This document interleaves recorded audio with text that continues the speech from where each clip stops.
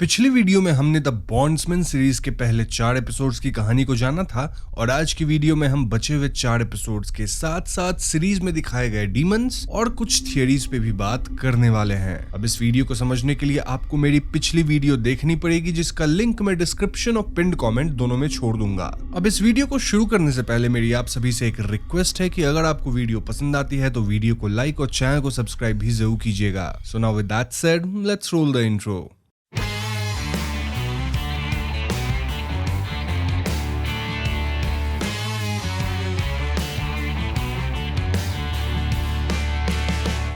तो 5th episode का नाम है स्लिफेरिस और एपिसोड के शुरुआत में हम एक कपल को देखते हैं जो कि लेक साइड एंजॉय करने आए थे। लड़का मलिक अपनी गर्लफ्रेंड जोई को जस्ट प्रपोज किया था और तभी वहां हॉलिस नाम का इंसान भी आता है। मलिक हॉलिस से रिक्वेस्ट करता है कि वो यहाँ से चला जाए। क्यों? क्योंकि वो बस 1 घंटे के लिए लेक पे अपनी गर्लफ्रेंड के साथ अकेला रहना चाहता था, लेकिन हॉलिस यहाँ से जाने से मना कर देता है। इस बात पे दोनों के बीच हाथापाई हो जाती है और तभी 2 स्लिफेरिस डीमंस आते हैं जो कि बिग टायर्स वगैरह को ब्लास्ट करके मलिक और हॉलिस दोनों को पजेस कर लेते हैं। वहीं दूसरी तरफ हम देखते हैं कि लकी जेल से छूट चुका था और अब वो हब से बदला लेने वाला था। हब की बात की जाए तो वो सिटी का बड़ा मैप वॉल पे डालता है, देन वो उन जगहों को पॉइंट करता है जहां डीमंस आए थे और जहां डीमंस ने सैक्रिफाइस देके रिचुअल्स किया था। नाउ टू हिज सरप्राइज ये लोकेशंस आपस में काइंड ऑफ एक डिमोनिक पेंटाग्राम शेप बना रहे थे। मतलब कंप्लीट नहीं, 1-2 स्पॉट्स बाकी है, बट हाँ शेप वही आ रहा था। इस शेप का कुछ तो मतलब जरूर होगा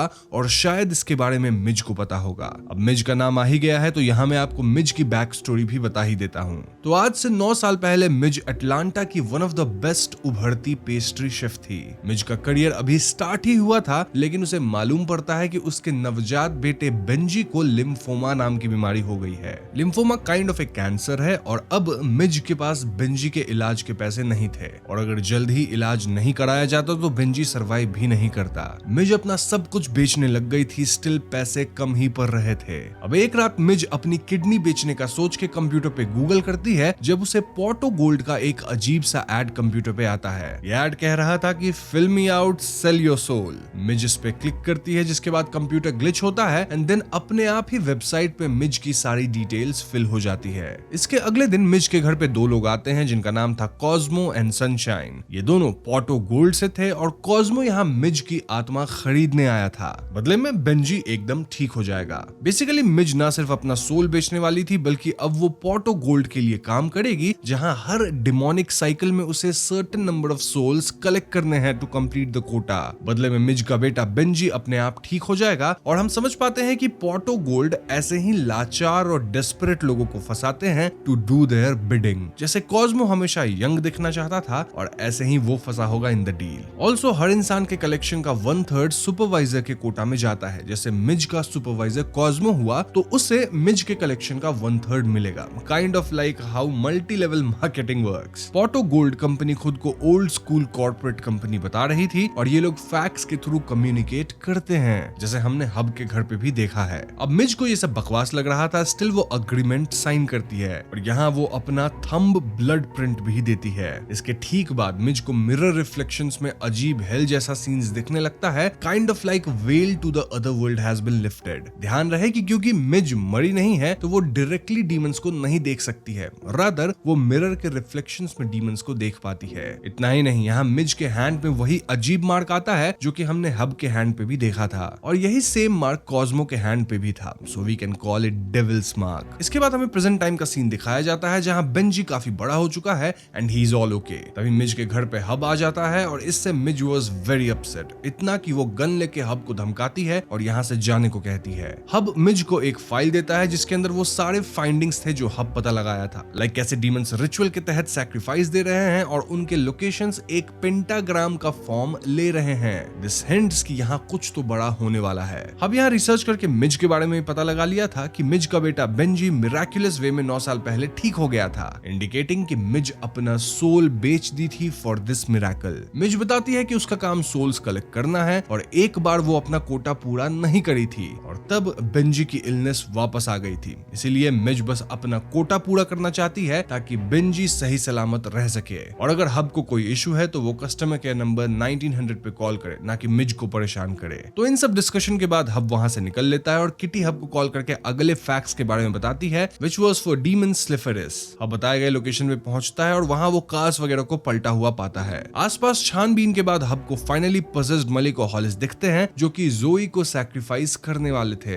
हब उन्हें दूर से स्नाइप करता है और इसी बीच एक गाड़ी आके हब के गाड़ी को ठोक देती है, जिससे ना सिर्फ वो डीमंस बच जाते हैं बल्कि हब भी चोटिल हो जाता है। अब हब की गाड़ी को ठोकने वाला और कोई नहीं बल्कि लकी था जो कि हब से बदला लेने आ चुका था। यहीं पे 5th एपिसोड खत्म हो जाती है। अब 6th एपिसोड का नाम है रेवलेशंस और यहाँ हम देखते हैं कि किटी हब को ढूंढ रही है लेकिन उन्हें हब का कोई पता चल ही नहीं रहा। वहीं जोई तो अब तक वो ट्रायंगल वाले रिचुअल वे में सैक्रिफाइस करी जा चुकी थी और किटी के नर्वस बिहेवियर से शेरिफ रूबी को उन पे शक होने लगा था। दूसरी तरफ लकी हब को बंदी बना के उसे मार पीट रहा था क्योंकि हब के कारण मेरीएन लकी से दूर हो गई थी। यहाँ हब और लकी की बातों से हमें एक बहुत बड़ा सच पता चलता है। दरअसल 1 महीने पहले हब और लकी के बीच एक क्लब में मेरीएन को लेके अच्छी खासी बहस हो गई थी। वहाँ हब लकी पे हाथ तक उठा दिया था। बहस बेसिकली इसी बात पे थी कि लकी कह रहा था कि वो मेरीएन के लिए बदल गया है और हब उससे दूर चला जाए, लेकिन हब लकी को अपनी एक्स वाइफ मेरीएन से दूर रहने को कह रहा था क्योंकि ही वॉज नॉट ओवर हर। खैर तो इसी बहस के बाद हब काफी पी लेता है और वो देर रात लकी को खत्म करने जाता है। उसे एक आकृति लकी जैसी हैट पहने दिखती है और ऐसे में हब उसे शूट कर देता है, लेकिन पास जाने पे हब को पता चलता है कि ये हैट तो शेरिल डॉसन पहनी हुई थी जो कि यहाँ की बारटेंडर थी। जी हाँ दोस्तों, वही शेरिल डॉसन जिसकी मिसिंग पोस्टर्स टाउन में लगी हुई है और अब हम व्यूअर समझ पा रहे हैं कि गलती से हब ही यहाँ शेरिल को समाप्त कर दिया था। इससे हब पूरी तरह से घबरा गया और ऐसे में वो शेरिल की लाश को जंगल में जाके दफना देता है। तो दोस्तों यही वजह है कि हब को हेल मिला क्योंकि उसके हाथों एक निर्दोष लड़की की मौत हुई थी। अब हब को यहाँ से भागते लकी देख लिया था और वो पूरा माजरा समझ गया कि हब क्या कांड किया है। लकी ये भी समझ गया कि हब समाप्त तो उसे करने आया था लेकिन किसी तरह से शेरिल इस चपेट में आ गई और इसीलिए लकी पलटवार किया था जहां वो अर्ल ब्रदर्स को हायर किया एंड बाकी आगे की कहानी तो आपको पता ही है। सो यस, प्रेजेंट में लकी यही बात हब से उगलवाने की कोशिश करता है ताकि वो ये सब मेरियान को बता सके। वहीं मेरियान फिलहाल नैशविले में अपने बेटे केड के साथ रिकॉर्डिंग स्टूडियो में थी। यहाँ मेरियान को शेरिफ रूबी का कॉल आता है जो कि डिप्टी शेरिफ ब्रिग्स के खत्म हो जाने के सिलसिले में उससे सवाल करती है। मेरियान फौरन झूठ बोल देती है कि उसे ब्रिग्स के बारे में कुछ नहीं मालूम, लेकिन हम व्यूअर्स देख पाते हैं कि शेरिफ रूबी के पास सीसीटीवी से एक इमेज आ गई थी जिसमें हार्डवेयर स्टोर में हब और मेरियान दोनों साथ दिख रहे थे। सो यस, शेरिफ रूबी अब हाथ धो के हब, मेरियान और किटी तीनों के पीछे पड़ गई थी। वहीं हब की बात की जाए तो लकी उसे बुरी तरह पीट रहा था और तभी वहां पजेस्ड मलिक और हॉलिस आ जाते हैं जो कि लकी पे हमला कर देते हैं। अब किसी तरह खुद को आजाद करके पजेस्ड मलिक को शॉटगन से समाप्त करता है, देन हॉलिस को भी एक चेन सॉ से समाप्त कर देता है। इसी सब के बीच लकी डर के यहाँ से भाग निकलता है। इनफैक्ट अब लकी को लगने लगा था कि हब ही किसी तरह का विच है जो कि डीमंस को समन कर सकता है। खैर तो इसके बाद हब किटी से कांटेक्ट करता है और किटी हब की मरहम पट्टी करती है। हम समझ पाते हैं कि भले हब पहले मर के वुल्वरीन माफिक हील हुआ था लेकिन वो वन टाइम हुआ था, यानी फिलहाल तो हब हील नहीं हो सकता और नॉर्मल ह्यूमन जैसा ही उसे वक्त लगेगा to get better. Meanwhile Marianne और केड भी नैशविले से भागे भागे हब के पास आते हैं क्योंकि मेरियान समझ गई थी कि sheriff Ruby is after them now. यहाँ केड को भी ये डीमंस वाली सारी बात मालूम पड़ जाती है और एक तरह से देखा जाए तो ये ओल्ड फैमिली यहाँ काइंड ऑफ रीयूनाइट हो गई है। सो यस, अब ये पूरी फैमिली मिलके डीमन से लड़ेंगे और यहीं पे 6th एपिसोड खत्म हो जाती है। अब 7th एपिसोड का नाम है पिरालिस और एपिसोड के शुरुआत में हम एक बच्चे को देखते हैं जिसे पिरालिस डीमन पजेस कर लेता है। पिरालिस बहुत ही ज्यादा स्ट्रॉन्ग डीमन है जिसके पास फायर वाली पावर्स है। Now coming back to Hub and family,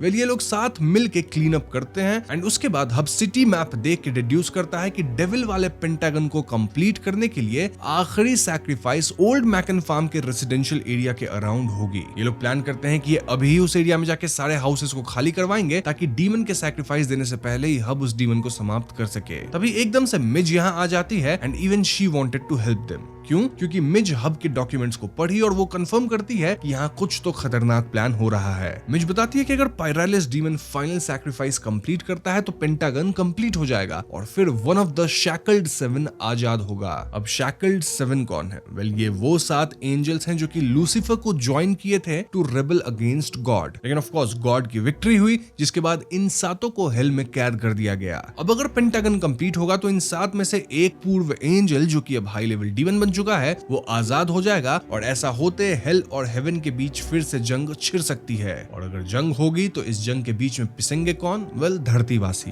बस फिर क्या था, Miz along with Hub, Kitty, Marian and Kate ये सभी पायरालिस को रोकने निकल पड़ते हैं। दूसरी तरफ लकी टेटर के साथ चर्च जाता है ये समझने के लिए कि आखिर हब का डीमन से क्या कनेक्शन हो सकता है। लकी यहाँ गॉड से वादा करता है कि अगर उसे कोई साइन मिले तो वो गॉड का होली वॉरियर बनेगा। तभी शेरिफ रूबी टेटर को फोन करती है और इस फोन के टोन को लकी एक साइन समझता है और डिसाइड करता है कि उसके पास हब के खिलाफ जो कुछ भी एविडेंस है वो उसे पुलिस को दे देगा, यानी वो जो फोटोज थी। कमिंग टू हब, वेल वो अपनी पूरी मंडली के साथ ओल्ड मैकन फार्म एरिया वाले लोगों के घर ये बोल के खाली करवाने लगता है कि उस एरिया में गैस लीक है। मिज यहाँ एक मिरर लेके आई थी क्योंकि वो डायरेक्टली डीमंस को नहीं देख सकती, लेकिन मिरर के थ्रू देख सकती है। तभी मिज एक घर में जाती है जिसमें मिज को वही बच्चा मिलता है जिसके अंदर पायरालिस डीमन था। अब मिज बच्चे पे गन तान देती है लेकिन वो इमोशनल होकर बच्चे को शूट नहीं कर पाती। इसके परिणाम अनुसार पायरालिस डीमन उस घर के पूरे एरिया को ही काइंड ऑफ ट्रायंगल शेप में बर्न कर देता है, जिससे पूरा एरिया ही जल के जमीन में समा जाता है। और इसी के साथ शायद मिज का भी काम तमाम हो गया था। इनफैक्ट देखा जाए तो लास्ट सैक्रिफाइस भी पूरा हुआ, यानी अब उन 7 हाई लेवल डीमंस में से कोई एक आजाद होगा।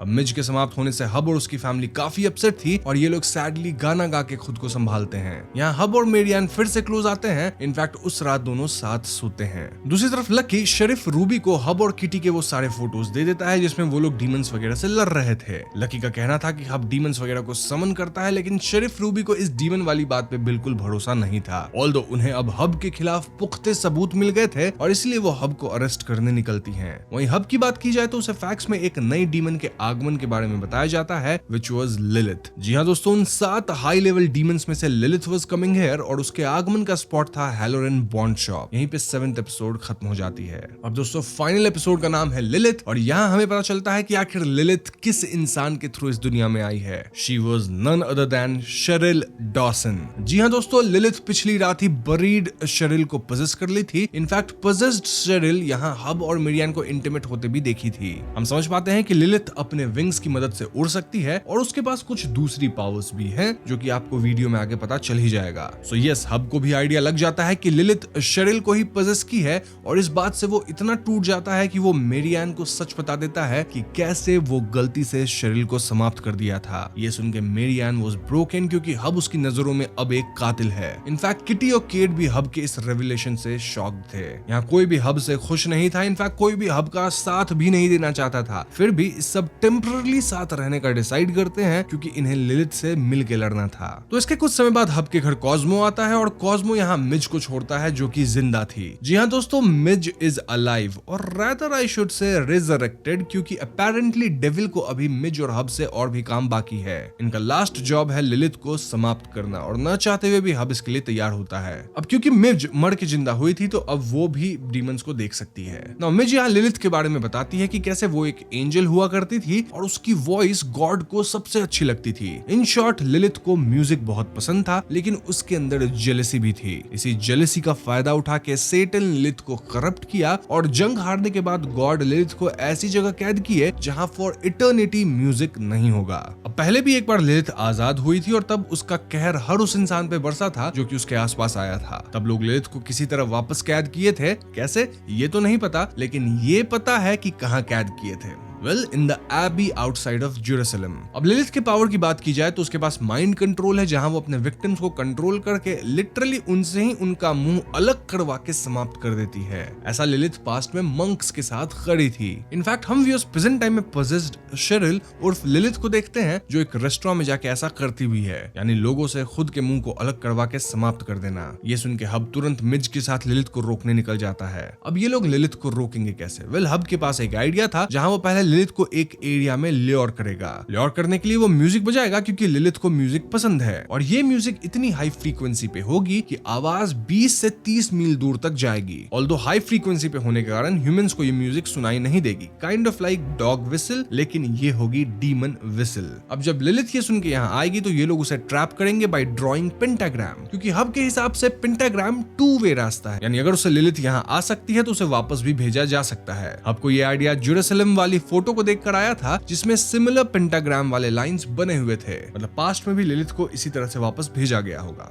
बस फिर क्या था, हब कॉफी कैंस की मदद से पेंटाग्राम का स्ट्रक्चर तैयार करता है with twigs and ruins, then वो उसे छिपा देता है पत्ते से ताकि लिलिथ को यहाँ फंसाया जा सके। वहीं दूसरी तरफ लकी पुलिस के साथ हब के घर पे आता है और पुलिस वाले किटी, मेरियान और केड को अरेस्ट कर लेते हैं। वैसे केड को तुरंत फ्री किया जाता है बिना उस पर कोई चार्ज डाले, क्योंकि वो माइनर था। अब पुलिस वाले मेरियान को धमकी देते हैं कि वो केड पे भी चार्जेस डाल देंगे अगर वो हब को फोन करके मिलने ना बुलाए। ऐसे में ना चाहते हुए भी मेरियान हब को वॉइस मैसेज डालती है कि वो उससे मिलने उस क्लब वाली जगह पे आए, एंड वी ऑल नो कि अगर हब वहां आया तो पुलिस उसे वहां धर दबोचेगी। कमिंग टू हब, वो अपने प्लान को अंजाम देना शुरू करता है और म्यूजिक सुन के वाकई लिलिथ उड़ते हुए इस जगह पे आती है। लिलिथ यहाँ हब पे हमला भी कर देती है जिससे हब बुरी तरह से चोटिल होता है, लेकिन जैसे ही लिलिथ पेंटाग्राम के अंदर वाले एरिया में आती है मिज पत्ते हटा देती है जिससे पेंटाग्राम एक्टिवेट होता है और लिलिथ यहाँ वाकई में फंस जाती है। जी हाँ दोस्तों, हब का प्लान वर्क कर गया था और लिलिथ अब इनके कब्जे में थी। ऐसे में लिलिथ हब के सामने एक प्रस्ताव रखती है, मतलब एक ऑफर देती है। लिलिथ कहती है कि वो शरील का शरीर छोड़ देगी, इनफैक्ट वो शरील को वापस जिंदा कर देगी। इससे हब का पाप मिट जाएगा, क्योंकि अगर आपको याद हो तो हब ही शरील को समाप्त किया था। सो यस, अगर शरील जिंदा हो गई तो हब का पाप मिटेगा, जिससे वो हेल में नहीं जाएगा, तो डेविल का उस पे से कंट्रोल भी हट जाएगा। और उसके बाद क्योंकि हब कातिल भी नहीं रहेगा क्योंकि शरील तो जिंदा है, तो मेरियान भी उसे एक्सेप्ट कर लेगी। मतलब हब के साथ सब कुछ एकदम बढ़िया हो जाएगा, बस उसे लिलिथ को इस ट्रैप से आजाद करना है। This exactly was the loop hole hub was looking for, और वो बेवकूफों की तरह इस डील को एक्सेप्ट कर लेता है। जी हाँ दोस्तों, हब के ऐसा करते हैं लिलिथ उसे पहले हील करती है, देन खुद को एक रेवन बर्ड के अंदर ट्रांसफर करती है, देन शरील को वाकई जिंदा कर देती है और हब के हैंड पर से डेविल वाला मार्क भी हटा देती है। दिस इंडिकेट्स कि हब अब हेल में नहीं जाएगा and he will live now. बदले में हब एक कॉफी कैन को गिरा देता है, हेंस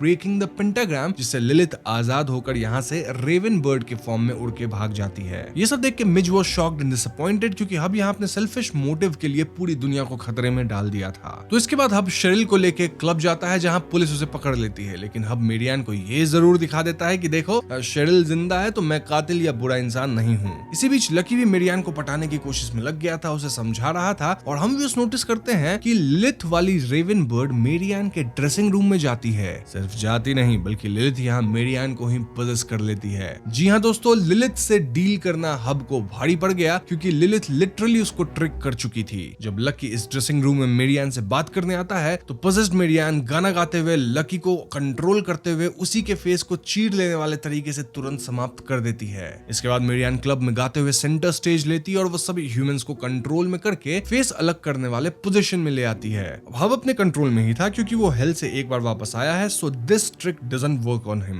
बट यहाँ लिलिथ हब को एक नई डील ऑफर करती है, एंड द डील वाज कि जब तक लिलिथ फ्री है डेविल उसके पीछे आता रहेगा, और इनडायरेक्टली मेरियान के भी। तो उसे प्रोटेक्ट करने का सिर्फ एक तरीका है, और वो ये कि लिलिथ की सर्विस करना। जी हाँ दोस्तों, दिस मीन्स कि अब हब फंस चुका है, और अगर उसे मेरियान को अपने लव्ड वंस को बचाना है तो उसे लिलिथ को भी बचाना ही होगा और लिलिथ की सर्विस करनी होगी। इसी पॉइंट पे द बॉन्ड्समैन की पहली सीजन खत्म हो जाती है। तो दोस्तों, ये थी पूरे सीरीज की एक्सप्लेनेशन, और अब मैं आप सभी के साथ इसके एंडिंग को डिस्कस करूंगा, देन थियरीज पे हम बात करेंगे, साथ ही सीरीज में दिखाए गए डीमंस पे भी चर्चा करेंगे। सो अगर हम एंडिंग की बात करें तो यहाँ पहले हब चालाकी दिखा के एक लूप होल निकालता है, और लूप होल ये कि अगर शेरिल डॉसन जिंदा हो जाएगी तो हब का क्राइम स्टैंड ही नहीं करेगा, और ऐसा होते हब को नर्क नहीं भेजा जा सकता, यानी वो जिंदा भी रहेगा और डेविल का हब पे से कंट्रोल भी छूट जाएगा। लेकिन ये स्मार्टनेस हब को भारी पड़ गई है, क्योंकि पजेस्ड मेरियान उर्फ लिलिथ क्लब में सभी लोगों को काइंड ऑफ हॉस्टेज ले लेती है, इंक्लूडिंग केड एंड किटी, और अब वो हब को यूज करेगी ताकि हब उसे डेविल से बचा सके। तो हाँ, हब एक तरह से डेविल से तो फ्री हो गया, लेकिन लिलिथ के चंगुल में फंस गया है, यानी आसमान से गिरे खजूर पे लटके। वैसे क्या आपने एक बार ध्यान दिया कि लिलिथ की आवाज बहुत अच्छी हुआ करती थी, और वो मेरियान को पजेस करी है, जो कि एक अमेजिंग सिंगर है। तो हाँ, this was a nice little detail. अब ये तो थी एंडिंग की बात, लेकिन आपके मन में एक सवाल जरूर होगा कि आखिर लिलिथ का प्लान क्या है। वेल, इसके बारे में तो हमें सीरीज में नहीं बताया गया है, लेकिन लेकिन मैं यहाँ आपको अपनी थिंकिंग जरूर बताऊंगा। सो बेसिक प्लान तो यही था कि लिलिथ हेल के कैप्टिविटी से बच के निकलना चाहती थी। देन वो हमारी दुनिया में आ चुकी है और वो हेल के डेविल्स एंड गेट कीपर से दूर रहना चाहती है। लिलिथ अल्टीमेटली 7 शैकल्ड वंस को फ्री करके हेवन पे धावा बोलना चाहती है, यानी उसका प्लान है एक full out war with gods जिसमें पृथ्वी भी तबाह होगी। नाउ पोर्टोगोल्ड जो पूरी सुपरनैचुरल कॉर्पोरेट कंपनी है काइंड ऑफ, उनका काम ही है डीमंस को हेल से बाहर नहीं आने देना। एंड देन ये लोग सोल्स कलेक्ट करते हैं पृथ्वी पे, किसी तरह का कोटा पूरा करना होता है इन्हें। बट द क्वेश्चन इज कि ये लोग किसके लिए ये सब कर रहे हैं? वेल मेरा मानना है कि ये काम वो लोग हेल में असाइंड डेविल्स के लिए कर रहे हैं, जो कि सबसे टॉप मोस्ट रैंक पे होंगे, और इन्हें शायद गॉड्स द्वारा ही प्लांट किया गया होगा, जो कि काइंड ऑफ गेट कीपर है वहां के। वो सोल्स को कलेक्ट कर रहा है अपनी एक आर्मी बनाने के लिए, जो कि हेल के डीमन से लड़ेंगे, या फिर इन जनरल हेल में आने वाले लोगों को बुला रहा है, सोल्स को कलेक्ट कर रहा है क्योंकि उनका वो काम है।